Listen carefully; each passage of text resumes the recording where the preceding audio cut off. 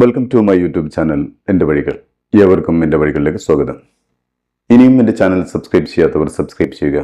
എൻ്റെ വീഡിയോ ഇഷ്ടമായാൽ ലൈക്ക് ചെയ്യുക. തുടർന്നും എൻ്റെ വീഡിയോകൾ ലഭിക്കുന്നതിന് വേണ്ടി ബെല്ലൈക്കൺ അമർത്തുക. ഗസയിൽ ഇസ്രായേലിൻ്റെ കിരാതവാഴ്ചക്കാർ അറുതിയില്ലാതെ നീളുന്നു. ഇസ്രായേൽ സേഫ് സോൺ എന്ന് പ്രഖ്യാപിച്ച 2 സ്ഥലങ്ങളിൽ നടന്ന ബോംബിങ്ങിൽ 6 ഫലസ്തീനികൾ കൊല്ലപ്പെടുകയും നിരവധി പേർക്ക് പരിക്കേൽക്കുകയും ചെയ്തു. വെസ്റ്റേൺ ഖാൻ യൂണിസിലെ ഒരു പള്ളിക്ക് സമീപം നടത്തിയ ആക്രമണത്തിലാണ് 2 പേർ കൊല്ലപ്പെട്ടതെങ്കിൽ അൽ മവാസിയിലെ ജനവാസ മേഖലയിലും മാർക്കറ്റിലും നടത്തിയ ആക്രമണത്തിലാണ് 4 പേർ കൊല്ലപ്പെട്ടത്.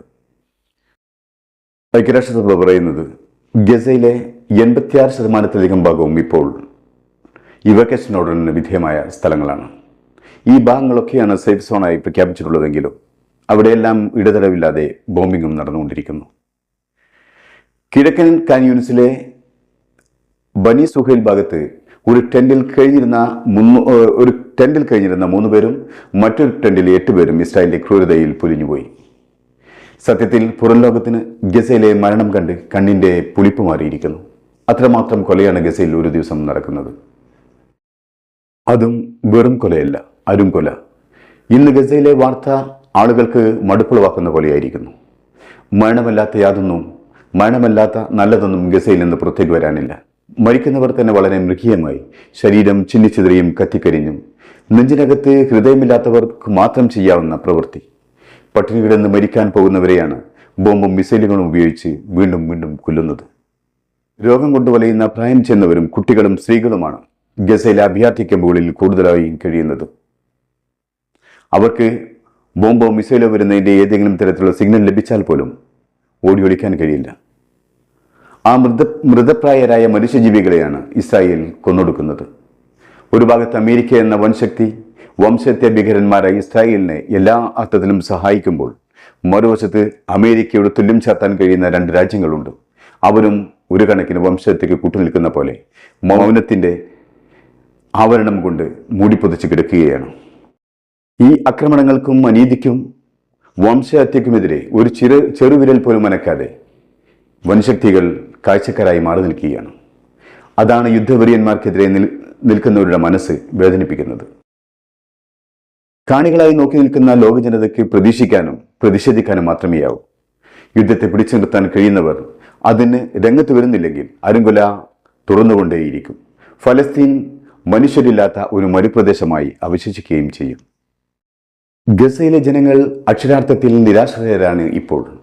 അവർക്ക് സ്വന്തമായി വീടില്ല, ഭക്ഷണമില്ല, വരുമാന മാർഗങ്ങളില്ല, വൈദ്യസഹായങ്ങളില്ല.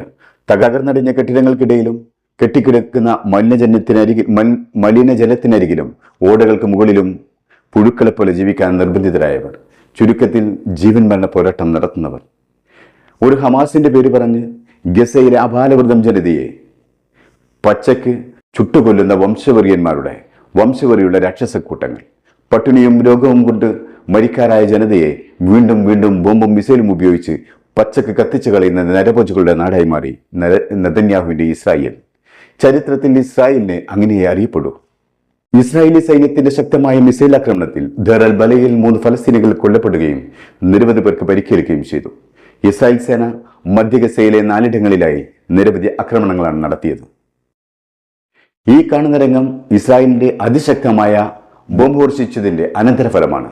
പാരാമെഡിക്കൽ വിഭാഗവും ജനങ്ങളും പരിക്കുപറ്റിയവരെ രക്ഷിക്കാനുള്ള തത്രപ്പാടിലാണ്. അതിനിടയിലേക്ക് മിനിറ്റുകളുടെ വ്യത്യാസത്തിൽ ഇസ്രായേലി യുദ്ധവിമാനങ്ങൾ നിരാലംബരായ ഫലസ്തീനികൾ കഴിയുന്ന ടെന്റുകളിലേക്ക് മിസൈലുകൾ അയക്കുന്നു. ഈ തകർന്നു കിടക്കുന്ന ടെന്റുകളിൽ സ്ത്രീകളും കുട്ടികളും തിങ്ങി നിറഞ്ഞു കഴിയുകയായിരുന്നു. അവിടേക്കാണ് ഇസ്രായേലിന്റെ മിസൈൽ മഴ പെയ്തിറങ്ങിയത്. ഈ സ്ഥലവും ഇസ്രായേൽ സുരക്ഷിത മേഖലയായി പ്രഖ്യാപിച്ചതായിരുന്നു. ഫലസ്തീൻ അഭയാർത്ഥികൾക്ക് വേണ്ടിയുള്ള ഐക്യരാഷ്ട്രസഭയുടെ ഏജൻസി ഉടൻ ഒരു വെടിനിർത്തൽ വേണമെന്ന് വീണ്ടും വീണ്ടും ആവശ്യപ്പെടുകയാണ്. സത്യത്തിൽ ഐക്യരാഷ്ട്രസഭയുടെ ആവശ്യങ്ങളും അവരുടെ വാർത്തകളും ഒരു അപഹാസ്യമായിട്ടാണ് ഇപ്പോൾ തോന്നുന്നത്. അത്രയ്ക്ക് ദുർബലമായ ഒരു സംഘടന, ദൂരെ നിന്നും കുരക്കുകയല്ലാതെ മറ്റൊന്നും ചെയ്യാൻ കഴിയാത്ത നാമമാത്രമായ സംഘടന. ഐക്യരാഷ്ട്രസഭാ പ്രതിനിധി പറയുന്നത് ഗസയിലെ ജനങ്ങളുടെ അവസ്ഥ നിരാശാജനകമാണെന്നാണ്. ആളുകൾക്ക് മറ്റെന്തിനേക്കാളും ഇപ്പോൾ ആവശ്യം മേഖലയിൽ ഒരു വെടിനിർത്തലാണ്. നീണ്ട നാളത്തെ യുദ്ധം ഗസയിലെ ഫലസ്തീനികളെ ഏറ്റവും കൂടുതൽ മോശമായ അവസ്ഥയിലേക്ക് എത്തിച്ചിരിക്കുന്നു. ആ ജനതയുടെ സുരക്ഷിതത്വത്തിന്റെ കാര്യവും കൂടുതൽ മോശം തന്നെയാണ്. ഈ യുദ്ധവ്യാപനത്തിൽ ഞങ്ങൾ അങ്ങേയറ്റത്തെ ആശങ്കാകുലരാണ്. ലബനനിലും സംഘർഷം അധികരിക്കുന്നതാണ് ഞങ്ങൾ കാണുന്നത്. ഈ യുദ്ധവ്യാപനം തികച്ചും സ്വീകാര്യമാണ്. എത്രയും പെട്ടെന്ന് ഒരു വെടിനിർത്തൽ അനിവാര്യമാണ്. എല്ലായിടത്തും സമാധാനം വേണമെന്നാണ് ഞങ്ങൾ ആവശ്യപ്പെടുന്നത്. ഇങ്ങനെ ആവശ്യപ്പെടുകയല്ലാതെ ഐക്യരാഷ്ട്രസഭയ്ക്ക് എന്ത് ചെയ്യാൻ കഴിയും?